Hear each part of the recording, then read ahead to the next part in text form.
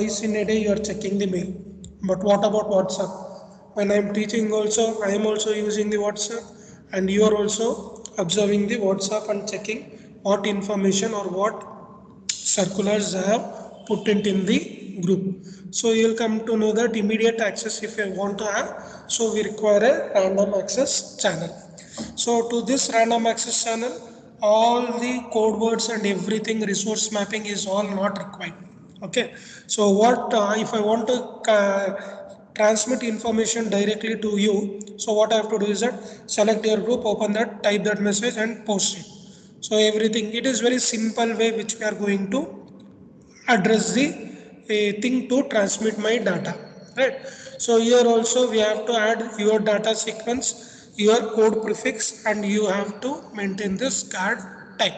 So yesterday I was drawing this image where you have this input signal, right, which is your sine wave in a time domain wave, and here in this we have the frequency domain, and here we were maintaining this guard type. So what is the importance of guard type means it will allow us to know which is component and which is the data. That is a major thing, because in the binary channels you have only binary values, and differentiating between a control information and data information is the only task. Okay, so imagine that who I am creating, and for me only it is difficult to encode and decode the data, right? So what about the unknown persons who doesn't know, right? So these are the few issues which will be there present here. So random access preamble consists of a code prefix of a length TCP and a sequence part of length TSCQ. The guard time is also needed to account for the round trip propagation delay between UE and the E node B. The value of TCP and T sequence depend upon the cell size and base station implementation.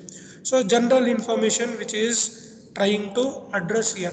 So there are 5 different preamble formats defined in LTE shown in. So we have all 5 formats based on the different code prefix and based on the sequence values. Okay, so format 0 is for normal cells, format 1 is for the extended format, format 2 and 3 are for repeated preamble sequences, format 4 is defined only for frame structure 2, right? Again these formats are related and classification based on the data which has been present. So if I am having a only text alphanumerical, if I am having a image, so my bandwidth, my cell location, it all changes, and that values is highlighted here, right? So how we are going to generate the code prefix values, what are the format types, he is explaining in this part.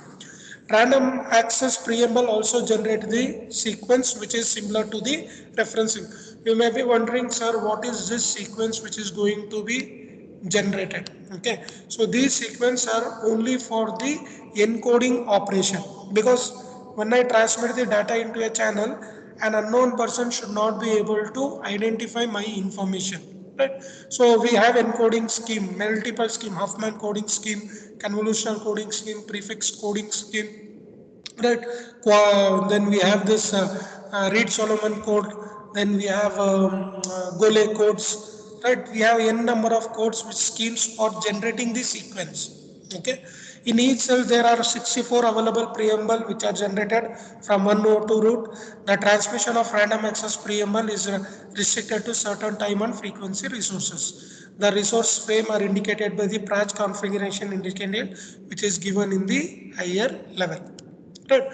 So this is a frame format for the random access for type 1 and type 2, because everywhere we have seen that type 0 it is a default part, type 1 and type 2 because we have only frame format of 3 structure which was given in your second IA also, right?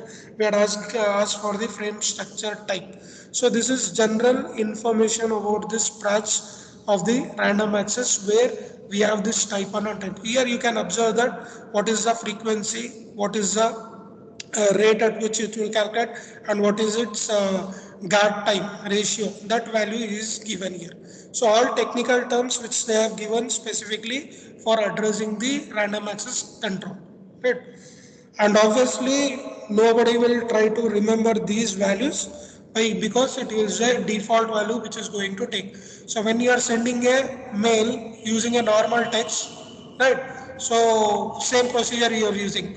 When for that mail, if I am attaching some document, okay, so then how it will be displayed? If the document is size is more, then how it will be different? Then if I attach an executable file, then how it will be? So executable file I cannot attach in the email. So executable file I should zip into the WinZip or WinRAR I should do, then that attachment I need to do, then I need to send. So these are the default values which the system will take care for your transmission. So we are not bothering about what we have to do.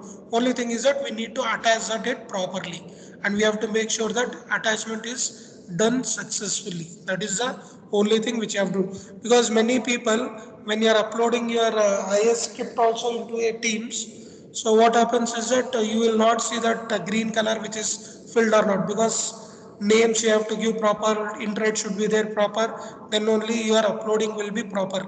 Otherwise what happens, sometimes it will tell sir we have turned in, but still it is not happened. Afterwards I came to know it is not done.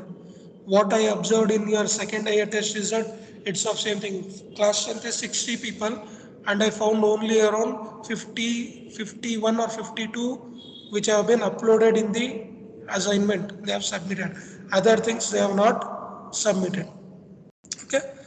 Then about same information again for the different frequencies given delta f equal to 15 hertz, and their values is represented.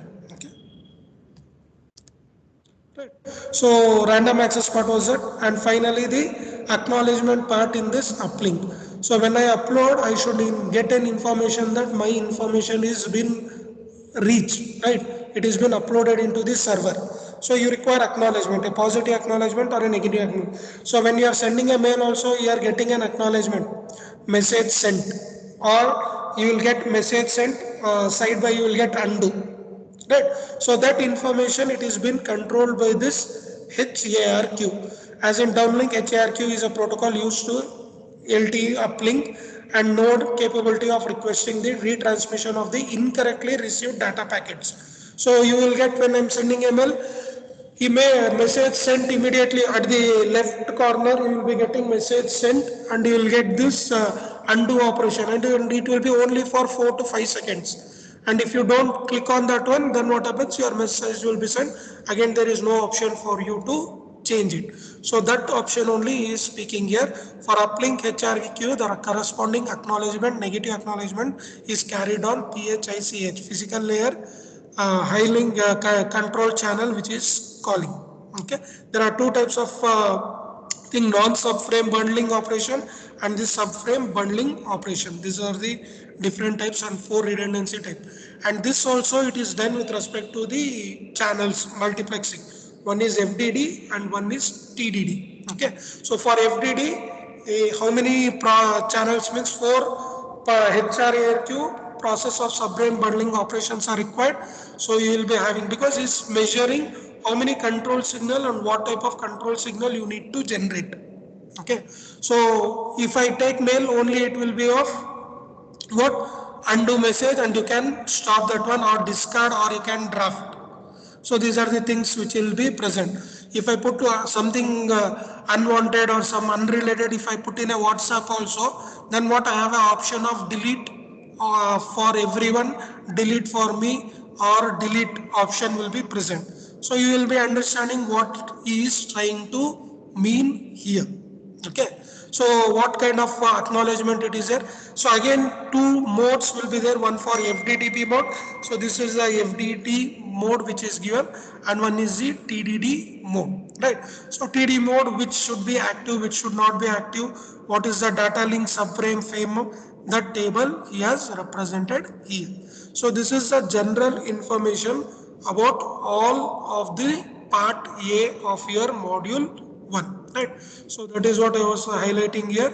It was uplink shared channel. First we had uplink control information, uplink reference, random access, then HRAQ. So generally the expected question for this part will be on the uplink control information and uplink reference as well as uplink shared channel.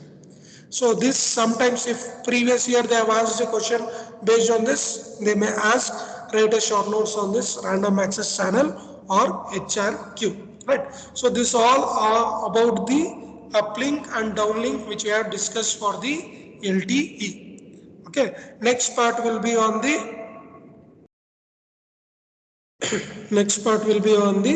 physical layer procedure. This part we will cover in the tomorrow session. I think quiz has opened. Quiz it is available, right? Just check out in the post. Quiz is made available now. You can take up the quiz now.